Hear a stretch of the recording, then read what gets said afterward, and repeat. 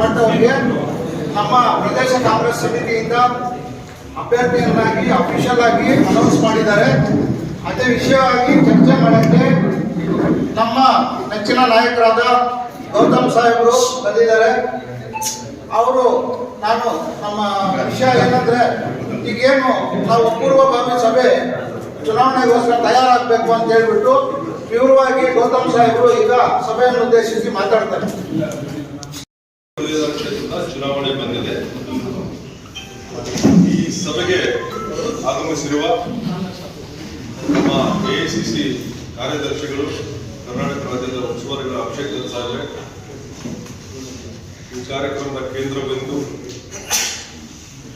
Graduate constituency ಎಲೆಕ್ಷನ್ಗೆ ನಿಂತಿರುವಂತ ನಮ್ಮ ಶಶಿ ಹುಳಕಟ್ಟೆ ಮಠ ಅವರೇ, ಪದವೀಧರ ಕ್ಷೇತ್ರದ ರಾಜ್ಯದ ಅಧ್ಯಕ್ಷರಾಗಿರುವಂತಹ ನಟರಾಜ್ ಗೌಡ್ರೆ, ಕೋಲಾರ ಜಿಲ್ಲಾ ಪದವೀಧರ ಕ್ಷೇತ್ರದ ಸುಧೀರ್ ಅವರೇ, ನಮ್ಮ ಬ್ಲಾಕ್ ಅಧ್ಯಕ್ಷರಾದ ಅಕ್ಷರ್ ಅವರೇ, ಬ್ಲಾಕ್ ಅಧ್ಯಕ್ಷರಾದ ಮುರಳೀರವರೇ, ಮುದುಗಂಗಾಧರ್ ಅವರೇ, ವೇದಿಕೆ ಮೇಲೆ ಕೂತಿರುವ ಎಲ್ಲ ನಾಯಕರುಗಳೇ ಮತ್ತು ಬಂದಿರುವಂತಹ ಎಲ್ಲ ಕಾರ್ಯಕರ್ತರ ನಾಯಕರುಗಳೇ, ಪದವೀಧರ ಕ್ಷೇತ್ರದಲ್ಲಿ ನಾವು ಬಹುಶಃ ಒಂದೇ ಒಂದ್ಸತಿ ಗೆದ್ದಿರಬೇಕು ಹಿಸ್ಟ್ರಿಯಲ್ಲಿ, ಗೆದ್ದೇ ಇಲ್ಲ.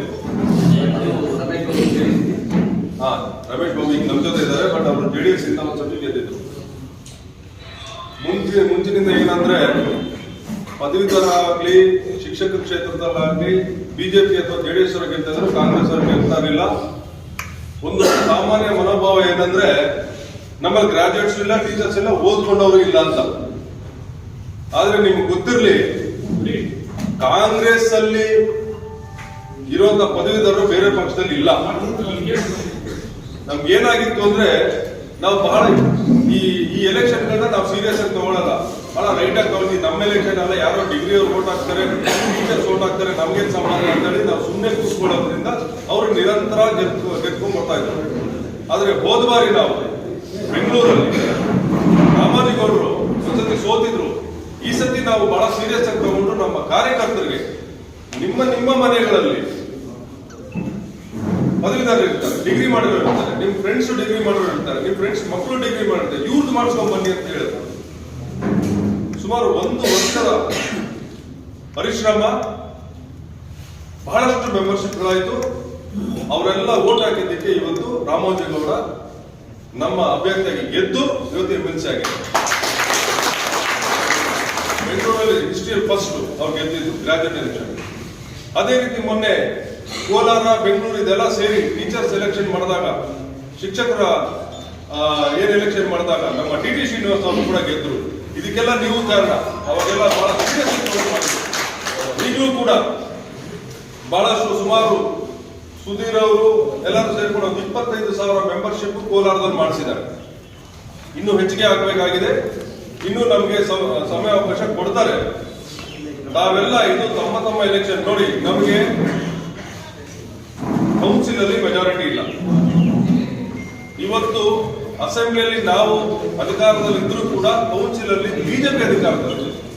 ನಾವು ಯಾವುದೇ ಒಂದು ಬಿಲ್ ಪಾಸ್ ಮಾಡಬೇಕಂದ್ರೂ ಕೂಡ ಕೌನ್ಸಿಲ್ ಅಲ್ಲಿ ತಿರಸ್ಕೃತ ಆಗುತ್ತೆ. ಅಸೆಂಬ್ಲಿಯಲ್ಲಿ ಪಾಸ್ ಆಗುತ್ತೆ, ಕೌನ್ಸಿಲ್ ಅಲ್ಲಿ ತಿರಸ್ಕೃತ. ಯಾಕಂದ್ರೆ ನಮ್ಮಲ್ಲಿ ಮೆಜಾರಿಟಿ ಇಲ್ಲ. ಬಿಜೆಪಿ ಮತ್ತು JDS ಸೇರಿ ನಮಗಿಂತ ಒಂದು ಜಾಸ್ತಿ ಇದ್ದಾರೆ. ಇದೊಂದು ನಮಗೆ ಸಂದರ್ಭ. ನಮ್ಮ ಅಭ್ಯರ್ಥಿನ ಗೆಲ್ಸ್ಕೊಂಡ್ರೆ ನಾವು ಅವ್ರಿಗಿಂತ ಒಂದು ಲೀಡಿಂಗ್ ಅಲ್ಲಿ ಇರ್ತೀವಿ, ಮತ್ತೆ ಕೌನ್ಸಿಲ್ ನಮ್ದಾಗುತ್ತೆ. ಈ 2.5 ವರ್ಷ ಏನು ನಮ್ಗೆ ಬಾಕಿ ಉಳಿದಿದೆ ಸರ್ಕಾರ, ಇದರಲ್ಲಿ ನಮ್ಗೆ ಎಷ್ಟೋ ಕೆಲಸಗಳಾಗಬೇಕಾಗಿದೆ. ನಮ್ಗೆ ಏನು ಬಡಬಗ್ಗರಿಗೆ ಎಲ್ಲರಿಗೂ ಕೆಲಸ ಮಾಡಬೇಕಾಗಿದೆ. ಇದಕ್ಕೆ ಅಡ್ಡಿ ಬರ್ತಾರದೆ ಕೌನ್ಸಿಲ್. ಯಾಕಂದ್ರೆ ನಮ್ಮಲ್ಲಿ ಕೌನ್ಸಿಲ್ ಮೆಂಬರ್ಸ್ ಇಲ್ಲದೆ ಇರೋದ್ರಿಂದ ಇದೊಂದು ಸುವರ್ಣ ಅವಕಾಶ ಇದೆ.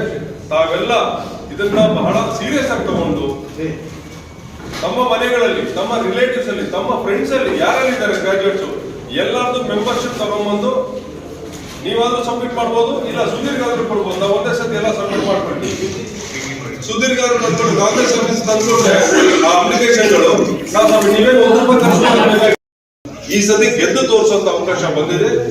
ಯಾವಾಗ ಸರ್ ಚುನಾವಣೆ? ನವೆಂಬರ್ಗೆ ಚುನಾವಣೆ ಇದೆ. ನಮಗೆ ಮೆಂಬರ್ಶಿಪ್ ಮಾಡೋಕ್ಕೆ ಆದ್ರೆ ನಮಗೆ ಬರೀ ಒಂದು 15 ದಿನ ಟೈಮ್ ಇರ್ಬೋದು ಅಷ್ಟೇ ಮೆಂಬರ್ಶಿಪ್ ಮಾಡೋದಕ್ಕೆ.